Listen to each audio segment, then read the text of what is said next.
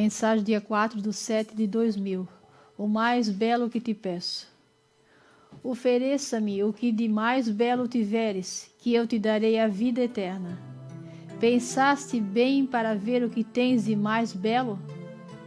Não me ofereças nada que te pertence, mas somente o que ainda não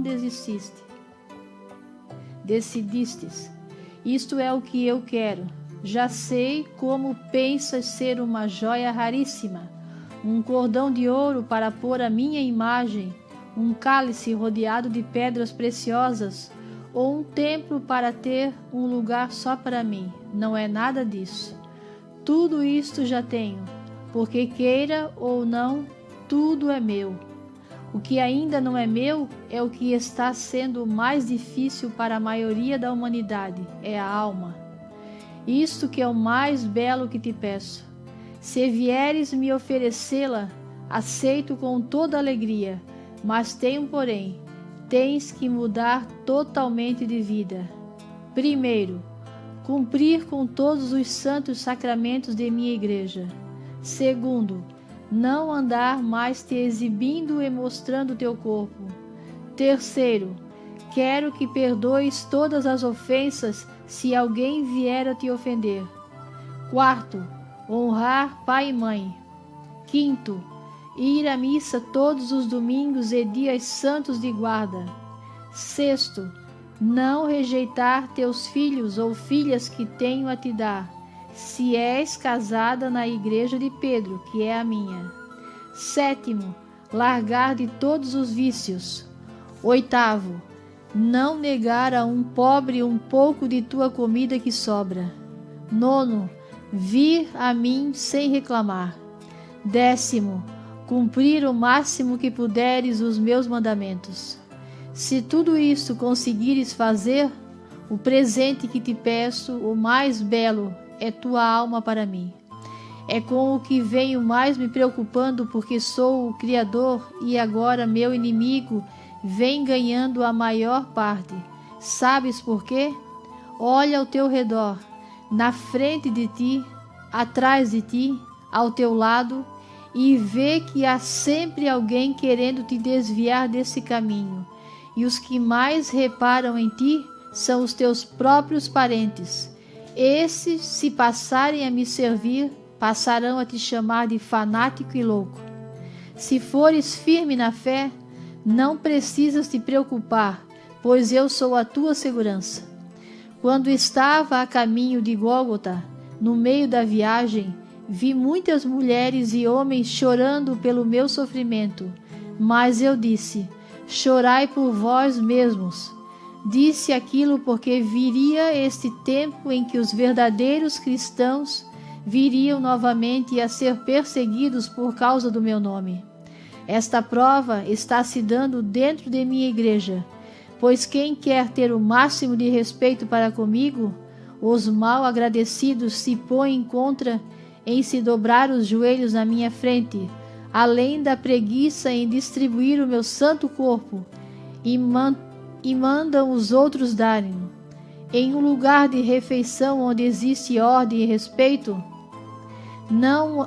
que não venham servir os convidados, o dono da ceia, mas ele ou ela é quem manda seu servo servi-lo. Já na minha igreja, servo fica sentado e qualquer um pode tocar no cálice. Quando mudei a água em vinho, mandei que o arquitríclino, o que servia a mesa, provasse o meu primeiro milagre. Depois que provou, passou a servi-lo, porque sentiu o sabor do melhor vinho que jamais tinha provado. Mas hoje é o contrário.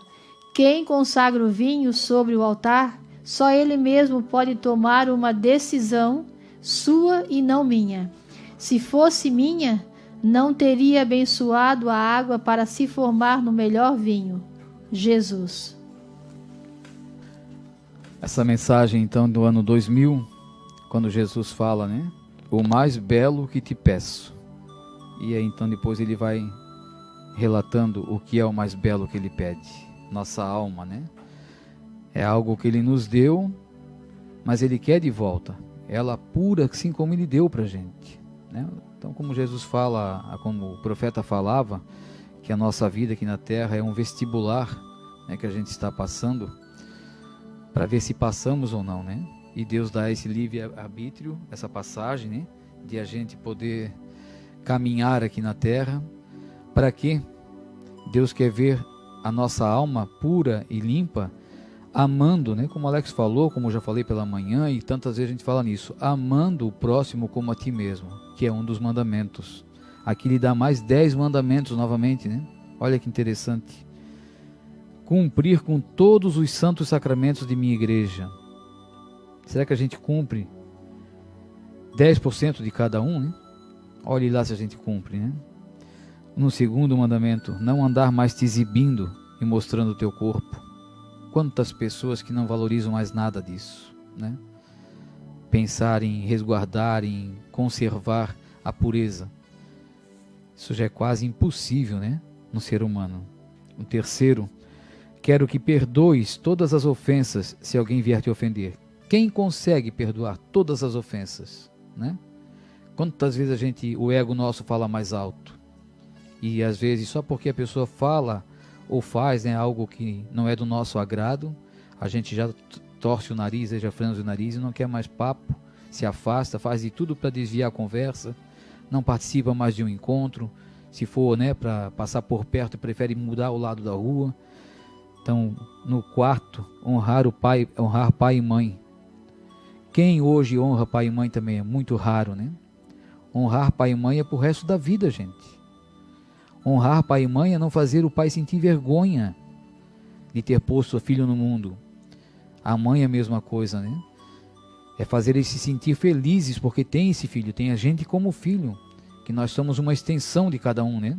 Então eu sou uma extensão do meu pai e da minha mãe. Como é que eu vou honrar eles se eu faço algo errado? Se eu roubo, né? Se eu vivo de trapaça, se eu vivo enganando os outros, se eu vivo pisando nos outros? Que honra é essa a pai e mãe? O nome deles, né? Eu tenho que honrar eles o resto da minha vida. Todos os meus passos é para honrar meu pai e minha mãe, e principalmente o meu pai que está no céu e minha mãe que está no céu, né? A nosso bom Deus e Nossa Senhora. Honrar pai e mãe, muito raro, né? A gente vê hoje em dia isso. Ir à missa todos os domingos e dias santos de guarda. Jesus é tão misericordioso que já nem pede todos os dias, né? Ir aos domingos e dias santos de guarda. Uma boa parte da humanidade também nada disso mais faz. Não rejeitar teus filhos ou filhas que tenho a te dar. Se és casada, né? Na igreja de Pedro, que é a minha. Não rejeitar os filhos. Quantas pessoas envenenam o seu corpo, achando, né, que pode, não, eu vou aceitar os filhos quando é casado, né? Vou aceitar os filhos no tempo certo.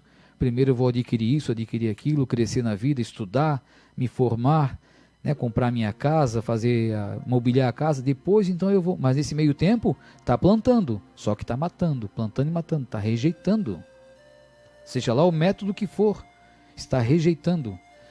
Tem um ditado que a gente usa, né? Quem entra na chuva é para se molhar, então se casou é para aceitar o que Deus está mandando, senão passa a ser só o desejo carnal, né? Se você está rejeitando aquilo que Deus está te mandando, porque é inevitável. Tem contato, é da natureza isso, vem. Então, não vem porque a não ser que tenha problema mesmo, né? Existem pessoas que não podem, mas uma boa parte rejeita, né? Não rejeitar teus filhos. Largar de todos os vícios. Sempre um viciozinho a gente tem, né? Acho que não tem ninguém nesse mundo que não tenha um vício, seja lá de que forma for, mas tem um viciozinho. E Jesus diz, largar de todos os vícios. Não negar a um pobre um pouco de tua comida que sobra. Isso também eu acho que é inevitável, acho que todos nós fazemos, né? Não tem como. Quantas vezes eu vou falar por mim, quantas vezes a gente passa aí e vê um irmão necessitando, depois eu fico com aquele peso na consciência. Por que eu não parei e ajudei? Por que eu não dei, né? Ou então em casa com comida, ou seja lá quem for, roupa, um dinheirinho que está sobrando no bolso. Depois a gente se arrepende, mas passou. E a fome às vezes não passa, né? É naquela hora. E a pessoa está necessitando e a gente passa por cima de tudo isso. Vir a mim sem reclamar. Também é bem difícil. Reclamação é o dia inteiro, né? cumprir o máximo que puderes os meus mandamentos. Então, se a gente cumprir aí 10%, olhe lá se a gente consegue cumprir, né? 10% dos mandamentos de Deus. Aqui Jesus diz, né? O mais belo que te peço é a gente se doar para Ele, fazer o que é do agrado dEle. Nós aqui essa semana, com esse pequeno exemplo que tivemos, né? Uma pequena demonstração, até comentamos aqui em família, parece assim que Deus foi só um sopro da narina, né? Parece que Ele fez, né? Cansado, né? Exausto, de pedir e nada. E só esse soprinho da narina dele, então, devastou aí vários lugares, né? E não ficando por baixo, aqui o santuário também sofreu alguns danos. Mas Jesus diz, o mais belo que te peço. Já no outro dia nós estávamos empenhados ali. Deixar o santuário tem que estar belo. É a casa de Deus, né? Do jeito que está ali ainda parece assim que está desprezado, né? As lonas rasgaram, a torre foi movida, a telha foi mexida. Então tudo isso nós vamos botar tudo no lugar de novo, se Deus quiser. E isso a gente agradece a Deus, né? Por ter esse discernimento de entender que a casa de Deus tem que estar bela para receber Ele, porque Ele mora ali, Ele está ali dentro, no sacrário. Então tem que ser cuidado com muito amor, com muita dedicação, muito carinho. Agradecemos também a todos vocês que nos acompanham, né, e ajudam. Por quê? Porque não teria como eu fazer nada se não tivesse vocês investindo, né, financeiramente. Então o Pai sempre ensinou, guarda um pouquinho. Eu venho guardando esses anos todos também, né, que depois que o Pai partiu são 3 anos, e isso eu gravei bem dele, tenho guardado. Então eu consigo fazer ali o estrago que foi feito, graças a Deus nós vamos dar conta de repor tudo novamente. E acho que vamos até mexer no telhado, se Deus quiser, vamos reformar um pouquinho mais, né? Dar uma melhorada ali em alguma coisa que ficou para trás, que existe um pingueiro ali que a gente não consegue descobrir nunca, né? Já mexemos 2 vezes, já paguei o pessoal para vir fazer. Antes foi nós que fizemos, né? Então pode ser erro nosso, não. Agora paguei alguém para fazer, mesmo assim não dá. Então nós vamos até mudar o telhado se for possível, eu acho que vai ser possível. Mas é isso que Jesus pede, o mais belo que te peço, esse carinho. Não é gostoso a gente receber carinho das pessoas, né? Quando vem um filho, abraça a esposa, abraça um amigo, né? Então Deus quer isso também de nós. Esse carinho por Ele, esse zelo pela casa dele. Ele diz, né? O zelo pela casa de meu Pai. Então nós temos que cuidar. E aqui ele fala que é do nosso corpo, né? Que é templo, é a morada dele. Esse zelo nós temos que ter pelo nosso corpo. Muitas pessoas dizem, né? Mas que bobice é essa de vocês falar toda a vida nisso? E Jesus diz, meu filho, o profeta, né?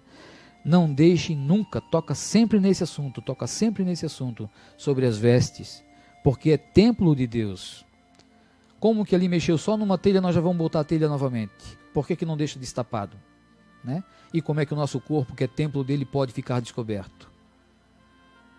São comparações, vamos dizer assim, um pouco infantil, né? Um pouco não tem nada a ver, mas tem a ver sim. O nosso corpo é templo de Deus e precisa estar coberto para ele permanecer conosco, senão ele não está. A palavra de Deus não é 2, é uma só. E ele diz, não chegará um sequer, já pensaram nisso? Não chegará um sequer na minha frente mal vestido. Aí você, mas Deus é misericordioso, mas é justo. E a justiça dele também tem que prevalecer. Então se ele perdoar 1, 2, ele vai ter que perdoar todos pela justiça dele, né? Então ele diz, não chegará um sequer na minha frente mal vestido. E daí? Como é que vai ser então essa segunda vinda de Jesus? O que ele vai encontrar aqui na terra? Então nós precisamos, né, cumprir esses 10 mandamentos. Honrar também o nome de Deus lá no céu, o nome da nossa Mãe Santíssima. Defender eles cada vez que tem alguém que fala contra, cada vez que alguém levanta algum falso testemunho, nós precisamos defender. Ou nos afastar dessas conversas bobas, né? Essas conversas profanas, essas piadinhas, essas brincadeiras. Muita gente hoje que me ouve, talvez, né, até a família, o tio Guto está me ouvindo lá, o tio Zeca, acho que também deve estar nos ouvindo, devem pensar assim, né? Poxa, o Zeca, né, eles me tratam como Zequinha, né? O Zequinha era um contador de piada, era um brincalhão, quantas besteiras pela boca fora falou, mas vocês não sabem o quanto que eu rezei para parar de ser assim. Eu pedi a Deus todos os dias nas minhas orações, e por incrível que pareça, eu lembro das piadas. Como é uma coisa demoníaca, né? Demoníaca. porque são piadas porcas, né, sujas. Mas não tem nada a ver, Zequinha. Tem a ver sim. Aquilo que eu pronuncio também faz mal.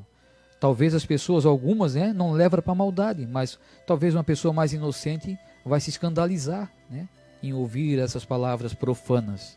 E por que não falar de coisas boas então? Aí uma oração, né, aí os 10 mandamentos, os 7 pecados capitais, quantas orações que a gente precisava decorar e gravar, e isso a gente não consegue. E as piadas lá de 10 anos, de 20 anos atrás, eu lembro de todas. E eu pedi nas minhas orações, eu não conto mais, né? Mas eu pedi nas minhas orações que eu esquecesse isso, e não esqueço. Como uma coisa ruim permanece, né? Então, o João Batista está falando fora do microfone, ele tá fazendo comparação com a água, né? Não dá para ter água doce e salgada ao mesmo tempo, né? Pura e impura não dá. Ou ela é pura ou ela é impura, né? Ou ela é salgada ou ela é doce. Então, a nossa vida tem que ser assim. Mas isso tem que ser uma oração constante. Nós precisamos pedir a Deus que Ele nos liberte disso. Ele falou aqui, as pessoas estão ao nosso lado, nas nossas costas, na nossa frente, tentando desvirtuar, tentando nos tirar do caminho. E o inimigo está ali junto. Não pense assim, aqui tem um cidadão aqui em Taquaras, que muita gente fala, isso é coisa do diabo, né? Tudo é culpa do diabo, coitado. Mas se não é coisa boa, é culpa do diabo. Isso virou até uma piada já aqui em Taquara, né? Tudo é culpa dele, mas se é coisa ruim, é culpa dele, né? Ele que é o Deus do bem e o Deus do mal, então. Então nós precisamos ficar atentos, gente. Às vezes, por não querer, né, a gente achar assim, poxa, mas eu não quero magoar o meu filho, eu não quero magoar a minha esposa, né, ou a esposa, eu não quero magoar o meu marido, engole. Não. Se eles têm a capacidade de fazer você sofrer porque está querendo caminhar correto, faça eles sofrer também dizendo a verdade. Se for para eles um sofrimento, seja fiel para Deus e seja sincero. Está te fazendo sofrer, está te doendo, mas essa é a verdade. Por que eles podem fazer eu sofrer? Com maldades e com desobediências, né? E com teimosias, me enfrentando, e eu não posso falar nada, que vão ficar ofendidos. Isso é bíblico, né? O pai que não puxar a orelha do filho na época certa, o filho vai te envergonhar na frente dos outros mais tarde. Então, quando um marido é um pouco mais duro com a esposa, né? Sendo correto, nada com maldade, né? Mas sendo para o lado bom, para ser justo com Deus, seja. A mulher é a mesma coisa, não precisa brigar, não precisa fazer mal para ninguém, mas a opinião, né, se é a opinião correta, seja firme nessa opinião. E vai saber se é firme como? Se está desagradando, né, as pessoas, você quer caminhar correto, que não tem nada a ver. Se eu quero andar correto com as minhas vestes, que mal isso existe para os outros?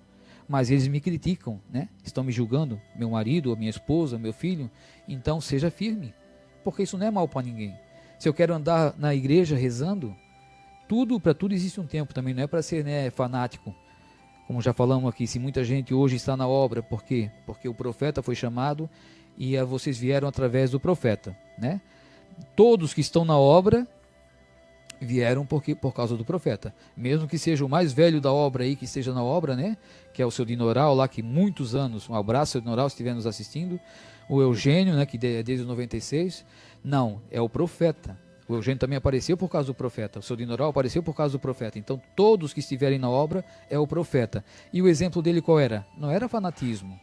Ele brincava, ele tocava a gaita dele, tocava violão, tinha o tempo para a família, contava piada saudável, né? Brincava nas festinhas, dançava, tomava também a cervejinha dele. Tudo dentro de um limite. Tudo é um limite. Se você comer demais também é pecado. Se você falar demais é pecado. Tudo que é demais é pecado. Então, tudo dentro de um limite, Deus permite. Quantas festinhas foram feitas lá na casa do Eugênio? E Jesus depois, no outro dia, falava na mensagem: eu estava lá junto com vocês. Então, Deus quer alegria, né?